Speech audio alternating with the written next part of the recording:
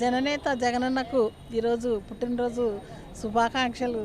ఆయన ఎప్పుడు కూడా సంతోషంగా ఉండాలని చెప్పేసి, ఆయుర ఆరోగ్యాలతో వర్ధిల్లాలని చెప్పేసి ఈరోజు సూర్యనారాయణ దేవాలయంలో పూజలు నిర్వహించడం జరిగింది. ప్రతి దేవునికి ఈరోజు అన్ని దేవుళ్ళను కూడా స్మరించుకోవడం జరిగింది. ఎందుకంటే జననేత ఆయన ఎప్పుడు కూడా జనాలలో, జగనన్న ఎక్కడుంటే అక్కడ జనాలు ఉంటారు కాబట్టి, జనాలందరికీ ఒక నమ్మకం కాబట్టి ఈరోజు ఆ నాయకునికి ఈరోజు అందరూ కూడా హాయిగా సంతోషంతో ఆయుర ఆరోగ్యాలతో మరి ఆ దంపతులు వైఎస్ జగన్మోహన్ రెడ్డి గారు, భారతమ్మ దంపతులు, అలాగే పిల్లలు, ఆ కుటుంబం అంతా కూడా మంచిగా ఉండాలని చెప్పేసి ఈరోజు ఇక్కడ పూజలు నిర్వహించడం జరిగింది.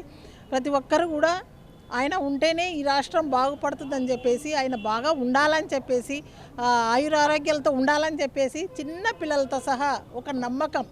జగనన్న అంటే ఒక నమ్మకమైన మనిషి, ఒక విజన్ ఉన్న మనిషి అని చెప్పేసి ఈరోజు చిన్న పిల్లలు, చిన్నారులతో సహా ఈరోజు ఒక నమ్మకం ఏర్పడింది. ఎందుకంటే ఆయన చేసినవి అలా ఉన్నాయి. 19 నుంచి 24 వరకు ప్రతి వర్గానికి కుల మత భేదాలు చూడకుండా ప్రతి వాళ్ళకి కూడా, ఓటు వేయని వాళ్ళకు కూడా సంక్షేమ పథకాలు అందించిన ప్రదాత జగనన్న. అలాంటి ప్రదాతకి ఈరోజు జనాలు అందరూ కూడా నీరాజనాలు పడుతున్నారు. చిన్న పిల్లలతో సహా హ్యాపీ బర్త్డే జగనన్న అంటూ మరి ముద్దులు మురిపాలు కురిపిస్తున్న చిన్నారులను చూస్తుంటే ఈరోజు వీడియోలంతా కూడా అవి వైరల్ అవుతున్న పరిస్థితులు. ఏ నాయకునికి కూడా అలాంటి స్పందన లేదు. ఏ నాయకుడు కూడా దేశ చరిత్రలో చూసుకుంటే కూడా ఆయన చిరస్థాయిగా ఆయన సంక్షేమ పథకాలు, ఆయన చేసే పనులన్నీ కూడా చిరస్థాయిలో నిలబడిపోయినాయని చెప్పొచ్చు.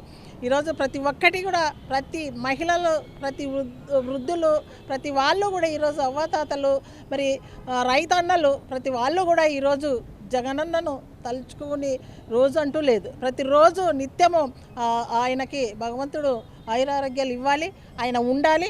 ఆయన ఉంటేనే రాష్ట్రానికి మంచి జరుగుతుంది అనేది ప్రతి ఒక్కరూ తెలుసుకున్నారు కాబట్టే చేశాడు. మన ప్రజల బాధలు విన్నాడు, వచ్చాడు, చేశాడు, చేసి చూయించాడు.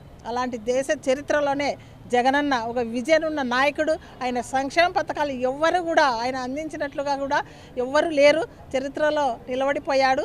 మరి చరిత్రలోనే ఇంకా ఏ నాయకుడు కూడా చేయలేనటువన్నీ కూడా చేసి చూయించాడు. కాబట్టి మరొక్కసారి జగనన్నకు జన్మదిన శుభాకాంక్షలు తెలియజేస్తూ సెలవు తీసుకుంటాను.